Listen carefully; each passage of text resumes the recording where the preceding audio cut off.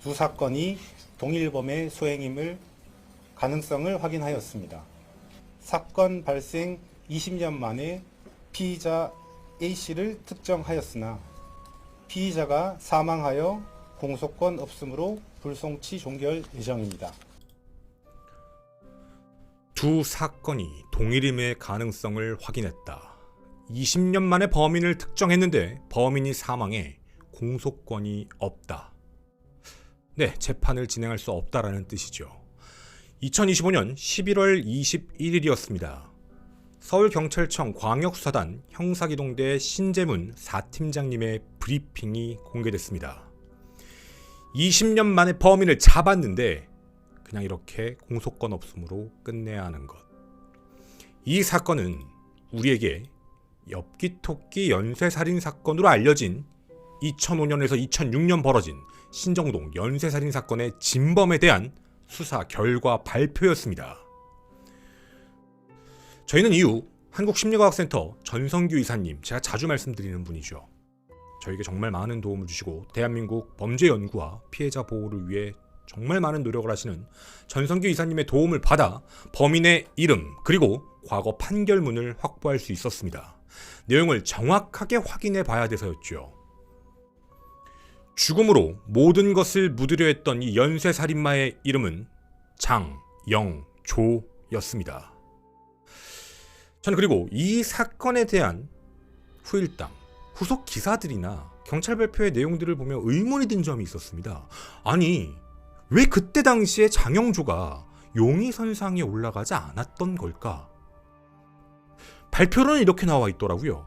아, 주거지가 너무 멀리 있어서요. 확인해보니까 맞습니다. 장영조의 주거지는 경기도 부천이었습니다. 근데 장영조가 당시에 근무를 했던 근무 지역은 신정동입니다. 그리고 1차 살인, 2차 살인이 발생하고 불과 3개월 만에 같은 신정동에서 발생을 했는데 왜 용의선상에 올라가지 않았는지가 참 이상했던 부분이죠. 등잔밑이 참 어둡다, 이런 표현으로 생각하며 오늘 방송 시작하겠습니다. 네, 안녕하세요. 김원입니다. 며칠 전 아침 뉴스 속보였죠. 대부분 접하셨을 내용일 것 같습니다. 저 또한 아침 뉴스를 보고 정말 깜짝 놀랐는데요. 우선 잊으신 분들도 있고, 그리고 이 사건 발표 이후에 좀 대부분 용어 때문인 것 같은데 혼동이 오시는 분들도 계실 것 같아 간략히 그동안 알려진 사건에 대해서 개요를 전달을 해드리고 그 이후에 세 가지 내용으로 좀 정리를 해보려고 합니다. 첫 번째, 경찰이 발표했던 21일 브리핑 내용에 검거 과정 및 사건에 대한 분리가 뭐였는지 정확히. 두 번째, 신정동 연쇄살인마로 이번에 확인된 장영조의 범행 수법에 대한 내용입니다. 그리고 세 번째, 당시 경찰이 왜 잡지 못했을까에 대한 부분까지 같이 사건을 정리하고 나머지 세 가지 이야기를 전달해 보도록 하겠습니다. 자, 그럼 바로 시작해 보도록 하겠습니다. 일단 간략하게 정리해서 가도록 하겠습니다. 사건의 발생 부분입니다. 1차 사건부터 말씀을 드릴 텐데요. 때는 2005년 6월 6일, 그때는 현충일, 즉 공휴일이었습니다. 20대 후반이었던 권양은 오후쯤 12시가 넘은 시각 아침 식사를 마치고 감기 기운이 좀 있어서 병원에 가겠다라고 하고 집을 나서셨습니다. 그리고 연락이 두절되죠. 바로 다음 날이었습니다. 오전 10시경. 동사무소 공공근로를 하시면서 불법 쓰레기를 막 청소하시던 분이 뭔가 이상한 마대자루를 발견하게 됩니다. 처음엔 마네킹이라고 생각을 하셨다고 해요. 나중에 봤더니요, 쌀포대 같은 걸로 위아래 덮어놓고 끈으로 묶어놓은 피해자의 시신이었습니다. 집에서 약 2km 떨어진 지점에서 시신이 발견되었죠. 그리고 특히나 이 장소는요, 아파트와 초등학교 사이입니다.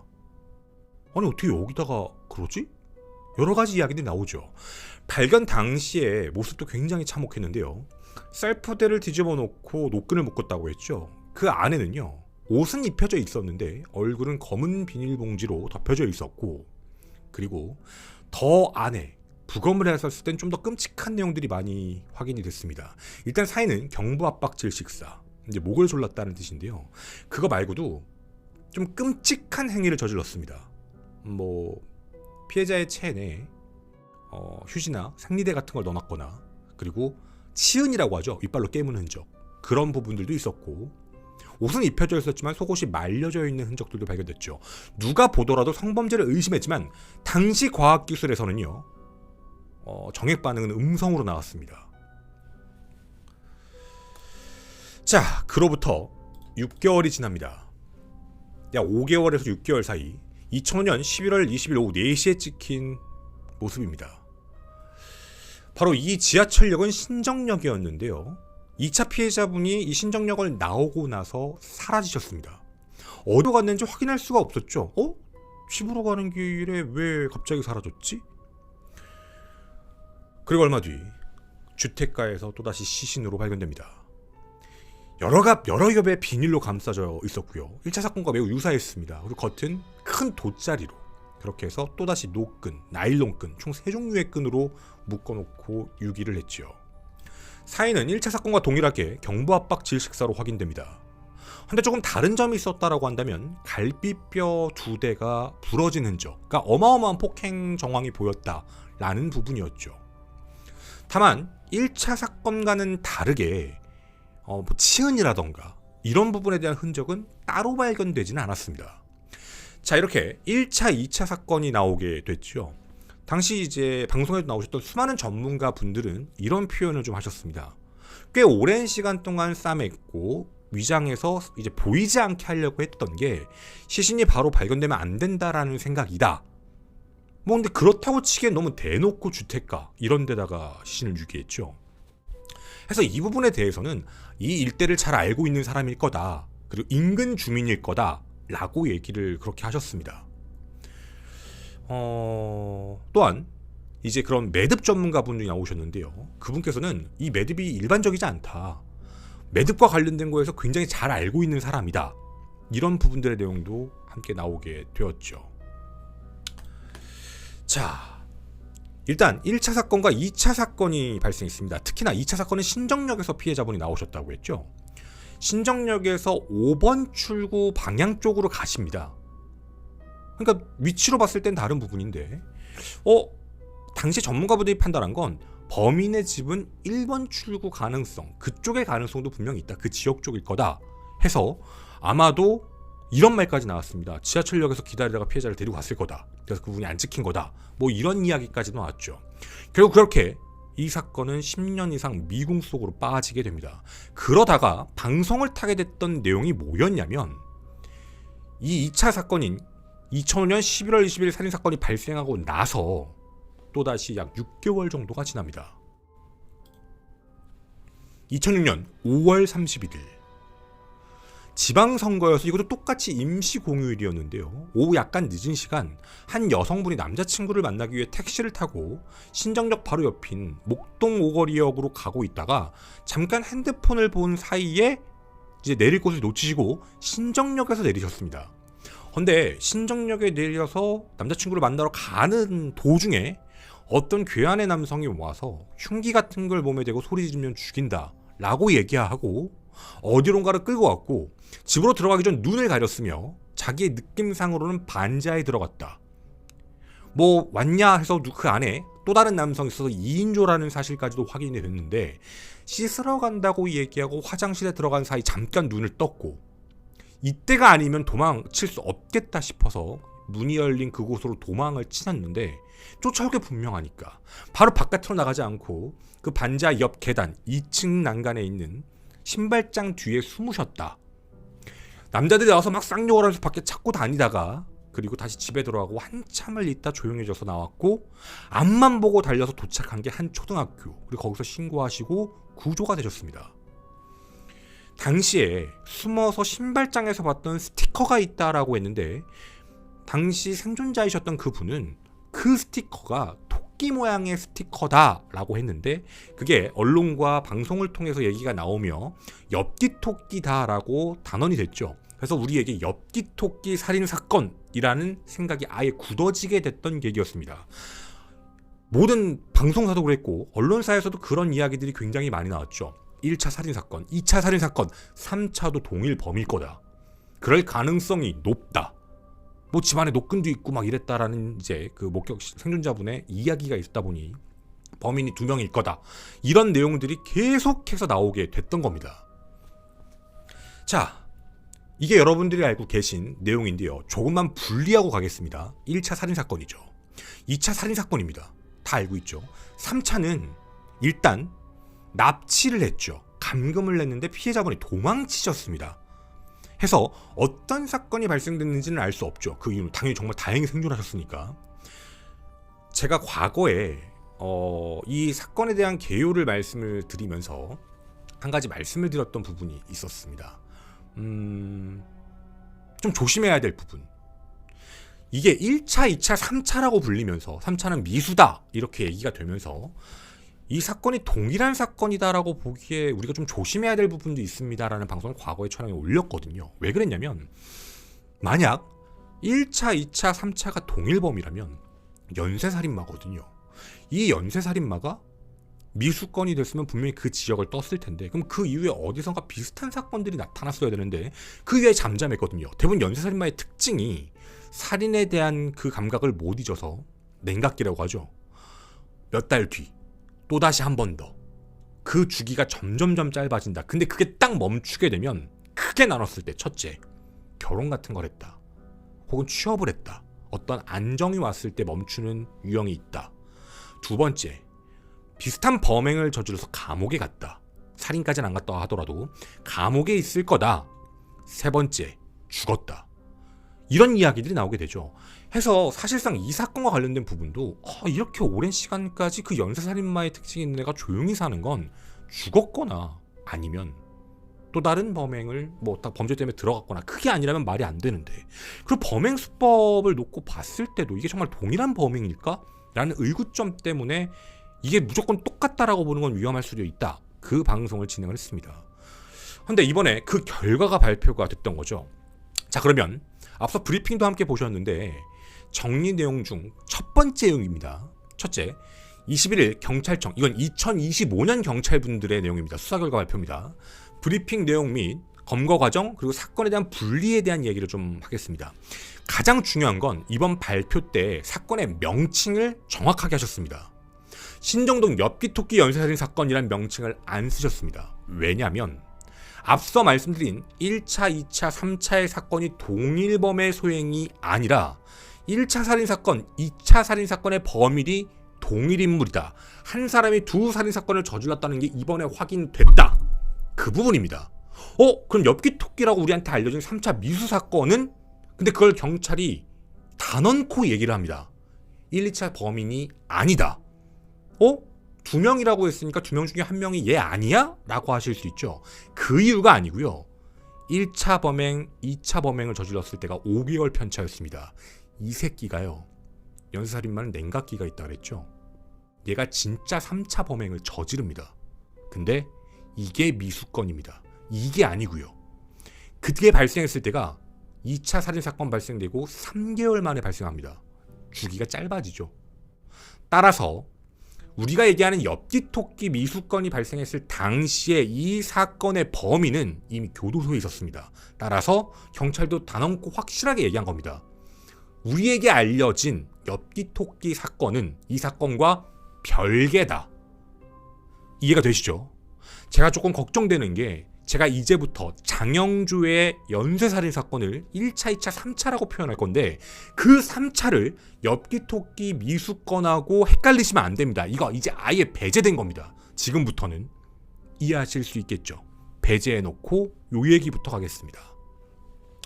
자, 그러면 정말 이 미제 사건 팀은 범인을 완벽하게 특정한 게 맞을까? 아니 그때는 안 됐는데 지금은 어떻게 된 거야?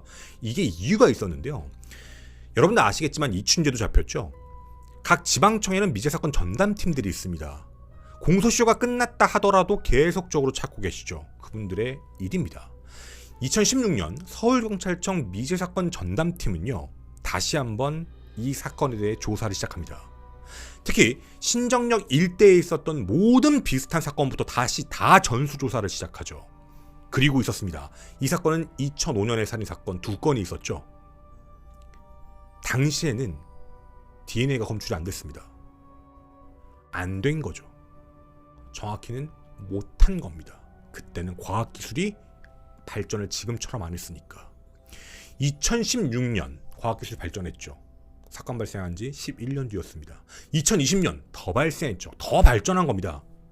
그때 당시에는 검출할 수 없었던 그때 당시의 증거 자료들을, 피해자의 증거 자료, 그걸 잘 보존해온 덕분에 16년, 20년 증거물을 다시 감정합니다.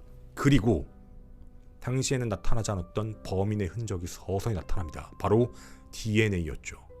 1차 살인 사건에서도 2차 살인 사건에서도 남성의 DNA가 검출됩니다. 그리고 이 남성의 DNA는 동일인으로 체크가 됩니다. 범인은 한 놈이죠.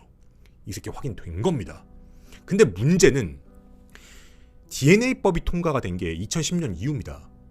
근데 이 사건은 2005년에 발생을 했죠. 1차, 2차 사건 전부 다. 일단 경찰은 혹시 교도소에 있을 수도 있지 않을까? 강력사건 저질러서 해서 데이터법이 있으니까 감정된 DNA를 통해 강력전과자의 DNA 그걸 대조를 봤는데 삑 일치하는 자가 없습니다. 그러면 한 가지는 알 수 있었던 거예요. 2010년 이후에 얘는 강력사건을 저지르지 않았다. 이 얘기가 되는 겁니다. 이해가 되시죠? 자, 그러면 범인에 대한 흔적을 다른 방법으로 찾아야 됐다라는 겁니다. DNA는 확보를 했으니까. 당시 사건 현장 그 쌀포대 같은 데서 뭐 모래도 발견되고 막 그 안에 곰팡이 같은 게 약간 지하에 있는 것 같다, 반지하 같다 이런 얘기들도 나왔었거든요. 해서 경찰은 2005년 서남권 공사 현장 관계자, 신정동에서 이사, 전입자, 출입자 전부 다 모든 사람들을 전부 수사망에 올립니다. 그 인원이 무려 23만 1897명입니다. 그리고 그 중에 근거가 있을 법한 1514명을 전부 다 DNA를 채취합니다. 다 동의하셨죠. 하지만 일치하는 자가 없습니다. 경찰분들은 거기서 멈추지 않으셨죠. 요즘 경찰분들 얘기입니다. 멈추지 않고요. 혹시 범인이 외국인일 수도 있잖아요. 인터폴 국제공조의 도움을 받아서 외국인 범죄까지 영역을 확대해 외국인 신분의 이런 범행을 저지를 가능성이 있는 그 DNA까지 전부 대조합니다. 없습니다. 그러면 남은 가능성은 하나. 교도소에도 없다. 추가 범행을 안 저지른 거니까. 용의선상인 사람하고 일치되는 그 수많은 사람 중에도 없다. 그럼 남은 가능성은 뭐였죠? 죽었다. 해서 살인, 성범죄, 강력범죄 전과 3회 이상, 혼자 일하는 직업을 가진 사람, 신정동 쪽에서 일을 했거나 거주했던 사람, 이런 모든 사람들의 사망자 명단을 체크해보는데 총 56명이 확인됩니다. 자, 그리고 그 중에 이번 경찰청이죠. 미제팀 경찰은 한 남성을 집중하게 됩니다. 얘 왜 그때 당시 수사망에 안 올랐어? 얘 신정동에서 범행 저질렀었네. 그것도 강간. 특수 강도 강간. 뭔가 이상한데? 근데 이미 죽었잖아요.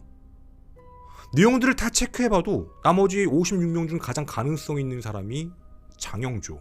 신정동의 한 빌딩에서 건물 관리를 한 장영조만 남은 겁니다. 죽었죠. 2015년에 암으로 죽었습니다. 이미 화장 처리가 돼서 유골이 없는 상황이죠. DNA 일치 여부를 확인해 봐야 되는데. 하지만 멈추지 않았습니다. 암이라 그랬죠. 걔 뭐 했을까요? 병원 엄청 다녔을 겁니다. 병원 다니면 뭐 하죠? 조직 검사랍니다. 시간이 너무 많이 지났기 때문에 병원에서 폐기했을 수도 있지만 의료 기록을 확인해서 장영조가 다녔던 약 40군데 정도의 병원을 전부 탐문 조사합니다. 그런데 하늘이 도왔을까요? 딱 한 곳. 분명히 다 폐기를 다른 데는 다 했죠. 시간이 지났으니까. 한 곳이 그걸 보관하고 있었습니다. 파라핀 블록. 그러니까 조직 검사하면서 표본 떼가지고 파라핀에 굳힌 거 있죠. 파라핀 블록이 있었고 그 총 5점이 있었고요. 그 조직 슬라이드라고 해서 조직 검사 채취해가지고 그 표본 보려고 현명에 넣는 거 있죠. 그게 12점까지 확보가 됩니다. 이제 뭐 해야죠? 조사해야죠. 동일인일까 넣어봤습니다. 답이 옵니다. 99.9999%. 즉 동일이다. 신정동에서 연쇄적으로 발생했던 살인사건의 범인은 장영조였습니다. 당시 범행 나이 60대 남성이었습니다. 자, 이게 첫 번째 사건에 대한 개요를 말씀을 드렸고 분리 좀 해보자라고 얘기 하나 했고 어떻게 범인을 검거했는지에 대한 과정을 이제 말씀드렸습니다. 이제 납득은 되실 겁니다. 아, 정말 열심히 이번 수사팀이 서울경찰청 팀이 정말 열심히 끈질기게 아주 그 오랜 시간 동안 놓지 않고 거의 시간적으로 따지면 거의 10년에 가까운 시간이죠. 그 시간 동안 수많은 사람 탐문하고 조사하고 확인해서 얻어낸 결과인 겁니다. 자, 그럼 이제 우리는 한 가지를 더 확인해 봐야겠습니다. 두 번째 확인 내용, 신정동 연쇄살인마 장영조의 범행수법입니다. 장영조는요 2005년에 1차 살인사건을 저지르고 5개월 뒤 11월 달에 2차 살인사건을 저질렀습니다. 여기까지는 확실하게 확인할 수 있는 내용이죠. 자, 그리고 이번에 경찰 발표가 있었습니다. 장영조는 신정동에 있는 한 건물 관리인으로 일하고 있었는데 건물 관리를 하는 그 빌딩 지하에서 피해자들을 살해했다. 언제? 공휴일마다. 예, 1차 사건도 휴일, 2차 사건도 휴일이었습니다. 어떻게 된 걸까요?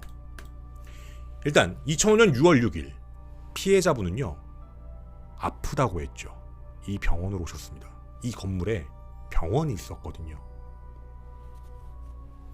오후 약 3시쯤이었습니다. 당시 경찰은 어느 병원으로 갔는지 몰라서 병원과 의원들을 전부 확인해봤는데 확인된 바가 없었거든요. 그래서 이동 동선도 확인을 못한 상태였습니다. 2005년 당시에는요. 근데 그 건물의 관리인으로 일하던 장영조는요 피해자가 병원 왔는데 병원이 쉬는 날이었습니다. 그래서 집에 가려고 했던 피해자를 보자마자 범행을 바로 저지릅니다. 아, 1층 못 나가요.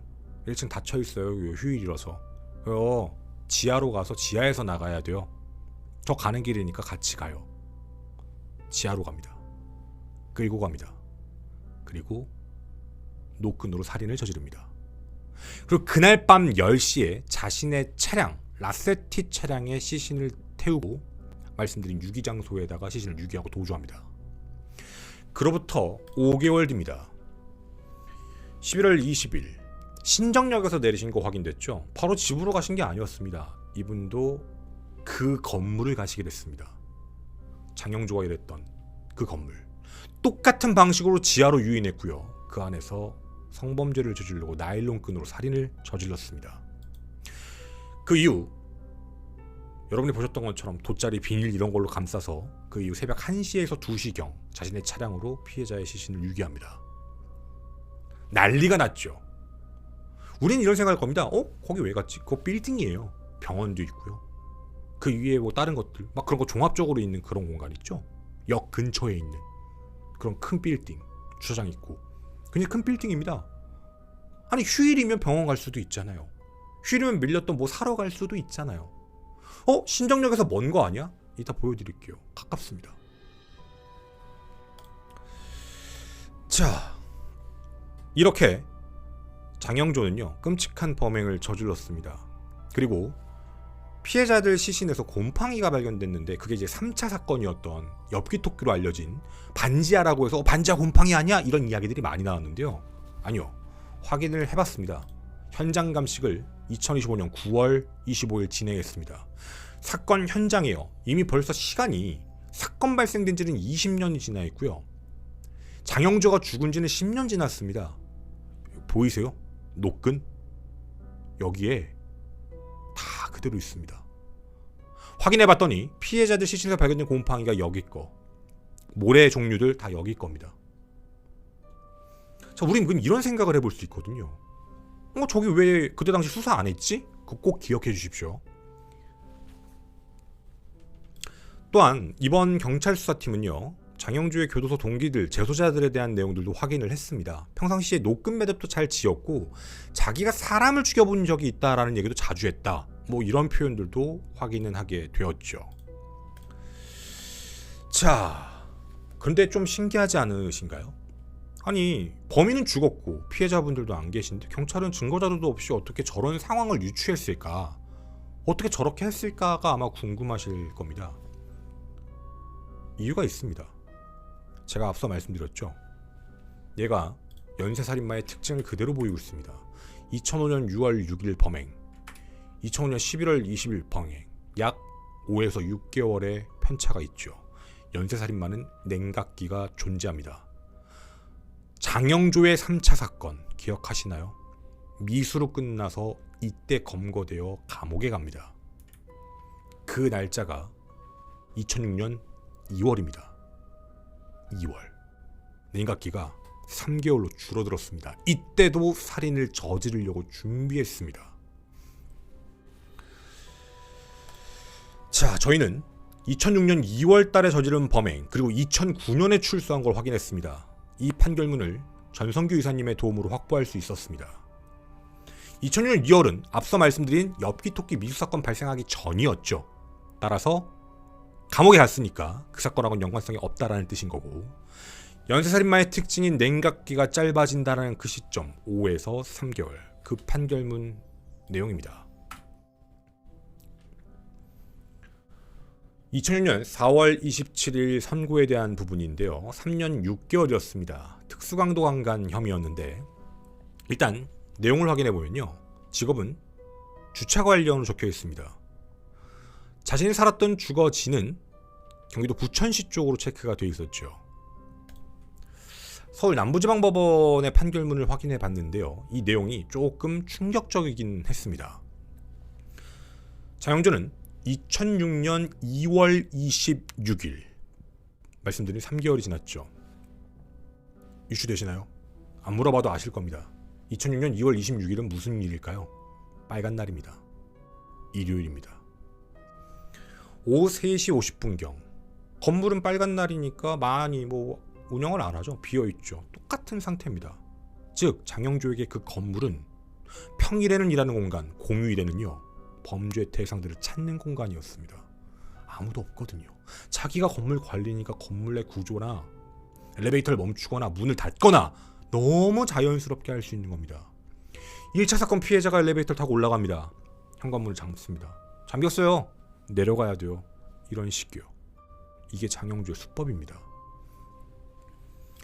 이날 3차 사건이 발생합니다.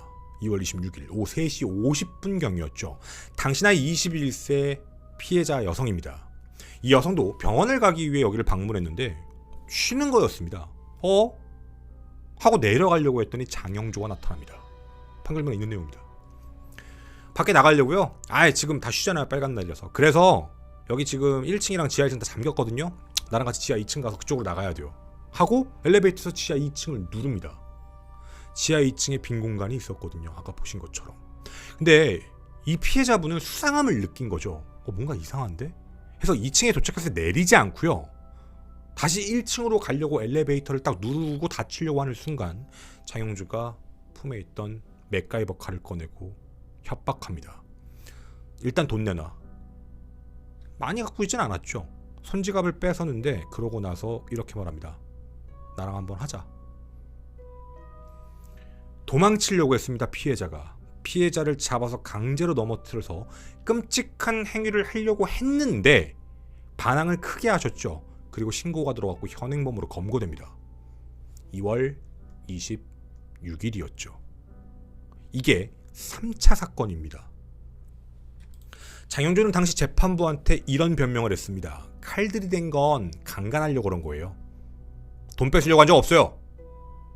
왜 이런 얘기한지 아십니까?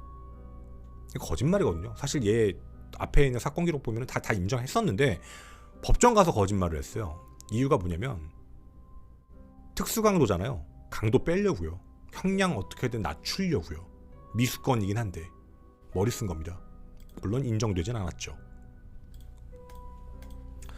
당시 재판부는 이렇게 판결을 내렸습니다. 자기가 주차관련으로 근무하던 건물에서 젊은 여성인 피해자를 위협, 금품강취하려다가 끔찍한 행위까지 저지르려고 했는데 그리고 그 과정에서 상해까지 입힙니다. 폭행을 했다는 얘기죠. 거기다 피해 회복도 전혀 하지 않았고 또한 중요한 게 있습니다. 이전 전과가 존재합니다. 강간미수, 절도 등 실형 선고를 받고 복역한 전력, 즉 전과가 존재하는 상태다.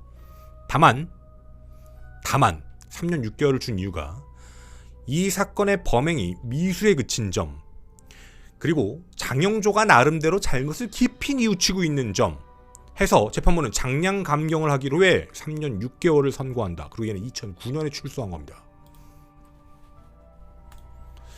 자, 이게 이 판결문에 적혀있는 내용입니다. 뭐 판결문 내용 때문에 정말 답답하실 것 같은데요.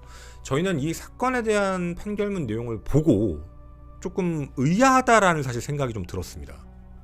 왜 그랬냐면 여러분께 한번 질문을 드려볼게요. 1차 사건 발생하고 2차 사건 둘 다 살인사건이었죠. 범인 못 잡고 있었죠. 경찰 예민하고 날카롭겠죠. 텀은 5개월.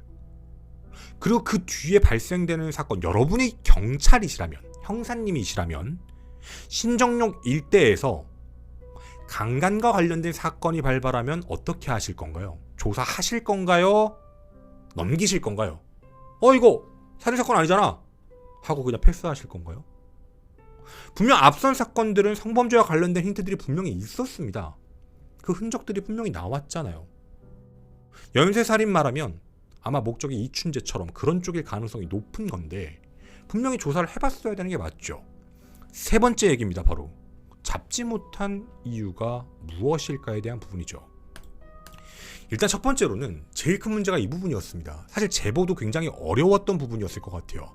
왜냐하면 1차 사건, 2차 사건, 3차 사건이 마치 우리에겐 엽기토끼 사건으로 하나로 묶여서 엽기토끼 사건의 범인들 2인조가 이런 범행을 저지른 거다라는 게 워낙에 머리에 세게 들어와 있는 상태다 보니 아 그래 1차 살인사건도 같이 한 거야. 둘이서 시신을 했겠죠. 혼자 했겠어. 2차 사건도 그럴 거야. 더 꼼꼼하게 막 포장하고 이랬으니까 이거 100% 두 명이 한 거야. 이런 내용들이 쭉 깔려버립니다. 지금까지도 이 사건이 헷갈려 하시는 분들이 굉장히 많아요. 엽기토끼 살인사건이라고 알고 계시니까 그럼 뭐가 어떻게 된 거야? 왜 아니라고 그래? 그럼 범인 누구야? 이렇게 혼돈이 오는 것처럼요. 분명히 이제 배제가 돼야 한다고 이제 말씀을 드렸으니까 당시의 경찰 내용들도 확인해 볼 수는 없지만 1차, 2차, 3차로 해서 범행이 유사성을 띈다라고 판단을 해서 동일범의 소행처럼 들어간 건 아닐까라는 의구심입니다. 자, 그리고요. 또 하나의 문제는 이게 있었습니다. 당시 방송에서도요. 1차 피해자, 2차 피해자 그 사는 집과 그리고 시신 발견 지역 이렇게 얘기를 해가지고 신정역 중심부로 해서 밑에 쪽으로 네모난 박스를 치면서 아마 뭐 요 근처 요 어딘가에서 뭐 이런 범행이 있었을 거다. 뭐 요 위쪽이 좀 포함해서 이쪽 부근 어딘가에서 그 사건이 있었을 거다. 범인이 주거지가 그쪽일 거다. 뭐 이런 추론들이 계속 나왔었습니다. 이 신정역 부근이었죠. 왜냐면 2차 피해자가 신정역에서 내린 게 확인됐으니까. 뭐 이런 쪽의 내용들로 그리고 특히나 3차 같은 경우도 비슷했으니까. 그때 당시 엽기토끼로 알려졌던 내용은 이 다 근방이니까 그럼 범인이 아마 이 근처에 살 거야 라고 얘기가 나왔던 부분이에요. 이걸 제가 부정하는 건 아닙니다. 자, 근데 저는 조금 한 가지 의아했던 부분이 뭐였냐면 당시 수사에서 왜 이 부분에 대해 조사를 못했는가에 대한 답변이 이렇게 왔거든요. 언론에 공개된 게 장영조는 용의선상에 올라오지도 않았다. 그러니까 2005년 당시 장영조가 아예 용의선상에 없었다는 뜻이 되거든요. 그 이유가 뭐였냐면 주거지가 멀어서 살았던 데가 경기도 부천시였거든요. 아, 그럼 그럴 수도 있나라고 우리가 생각해 볼 수 있는데요. 여러분께 아까 말씀드렸죠. 장영조 뭐 하고 있었죠? 건물 관리인이었죠. 건물 관리인인데 자기가 있는 건물 관리하는 장소에서 그 지하에서 1차 살인사건 거기다 시신 6개월 준비까지 다 했고 2차 살인사건도 똑같이 저지르고 냉각기 거쳐서 3개월 만에 또다시 3차 사건을 발생을 시켰는데 3차를 발생을 시켰는데 그게 현행범으로 검거가 돼서 그걸로 처벌을 받았죠. 제가 납득이 안 가는 첫 번째 이유는 강간 사건이 발생했잖아요. 그럼 확인을 해봐야 되잖아요. 얘 뭐야? 얘 어디서 한 거야? 저는 이런 생각이 들었어요. 혹시 장영조가 근무한 빌딩이 이쪽이랑 되게 먼 곳인가? 라는 생각이었거든요. 보여드리겠습니다. 여기입니다. 확대하겠습니다. 신정역 5호선 옆쪽에 보시면 신정 내거리역이라고 보이실 겁니다. 이쪽에 있습니다. 대놓고 있습니다. 제가 좀 애매한 위치로 크게 점을 찍어놨는데 그냥 역하고 가깝습니다. 가깝죠? 여기 집원이요. 신정 3동으로 되어 있습니다. 여기 신정역 쪽이거든요. 저는 첫 번째 궁금한 것. 당시에 주변에서 발생했던 그것도 불과 3개월 뒤인데 2차 사건 발생한지. 관광 사건 다 제대로 조사한 거 맞나? 제가 왜 이 생각을 할까요? 1차 사건, 2차 사건, 나일론끈, 포장 다 이런 거 봤었죠? 여러분 이 사진 보면 느낌이 오실 겁니다. 2025년 9월 25일에도 갔을 때 다 있었거든요. 다 있잖아요. 이거 그대로 남아 있었거든요. 그러면 2006년 2월에도요. 사건 현장은 저랬을 거예요. 범행을 저지르려고 했던 장소를 수색을 안 한 거예요. 이렇게 생각이 들잖아요. 진짜 이게 예민하게 반응을 했다라고 가정을 하면 신정동에서 강간사건 발생되면 다 조사를 해봐야죠. 어디서 발생했고 어떻게 했고 무슨 일이 있었고. 아 그때 당시에는 사건 현장에 뭐 끈이나 이런 게 없었나? 2025년에도 있는데요. 뭘 지금까지도 있고요. 지금 그 건물 지하에 있었던 겁니다. 올해 9월달 조사 현장까지 나갔잖아요. 어느 정도 용선상에 올릴 수 있었던 사람이에요. 얘가 강간범죄 미수로 해가지고 왔는데 뭐야? 혹시 이런 거였을까요? 당시 뭐 나이가 너무 많아 60대니까 아니겠지 이랬던 걸까? 그런 걸로 판단하면 안 되거든요.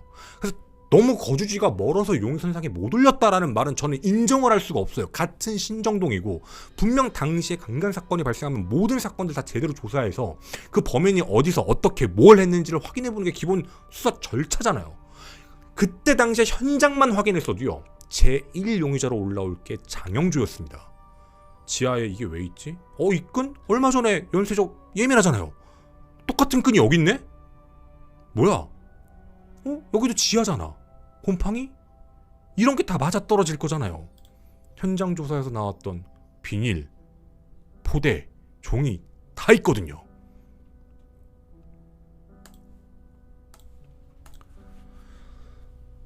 사실 저는 그렇게 생각합니다. 현재 이게 뭐 이게 빌딩에 안 알려질 거다라고 생각을 해서 그런 얘기가 나왔는지 잘 모르겠는데 왜 이 부분을 놓쳤는지 잘 모르겠습니다. 솔직히 말씀을 드리면. 그리고 엽기토끼 사건과 묶이면서 마치 이제 다른 쪽 그 바운더리 안에만 범인이 있을 거다라고 얘기가 나가게 되면서 더 사건이 미궁에 빠진 게 아니었나라는, 어떻게 보면 초반에 어떻게든 용의자에 올렸을 수도 있지 않을까라는 아쉬움도 분명히 남는 부분이고요. 저는 그렇게 생각합니다. 사실 여러분도 느끼시겠지만 끝나지 않았죠. 그건 분명히 보셨을 겁니다. 미제 사건은 절대 놓치고 있지 않죠. 과거의 수사에 대한 부분이 미흡했거나 증거만 잘 보존했다면 현재 발전된 과학기술과 미제 사건 전담팀들이 지금도 계속해서 하나씩 해결해가고 있습니다. 요즘에 AI를 또 이용해가지고요. 우리 근원 목소리로 알려진 이영호 군 사건 있죠. 그 이영호 군 사건도 AI 음성과 관련된 분석을 또 들어가서 추적 중이라고 하더라고요. 그 위에 각 지방청 모두 첨단 기술들을 계속 동원해서 미제 사건의 범인들을 추적하고 있다라고 합니다. 늘 말씀드렸던 대로 언젠가는 분명히 잡힙니다. 피해자분들의 목숨을 대신 살아가는 수많은 미제 사건들의 범인들은 언젠가 분명 잡힌다는 뜻이죠. 그리고 이런 악랄한 살인마의 이름은 영원히 기억해둬야 된다고 생각합니다. 장영주는 왜 우리가 몰라야 되나요? 죽어서요? 그건 정말 이해할 수 없거든요. 우린 연쇄살인마들의 이름을 다 알고 있거든요. 파렴치하고 더러운 연쇄살인마라고, 그리고 죽어서도 절대 편치 않을 거라고 저는 그래서 그 이름을 얘기했습니다. 여러분들의 제보를 기다립니다. 김원TV에서는요. 지금 여기 보이시는 지역 쪽이죠. 아마 이 빌딩 위치를 보시면 기억하시는 분들도 계실 것 같은데 옛날 그때 당시 거의 이쪽에 건물에 뭐 병원들도 있었습니다. 약국 병원들.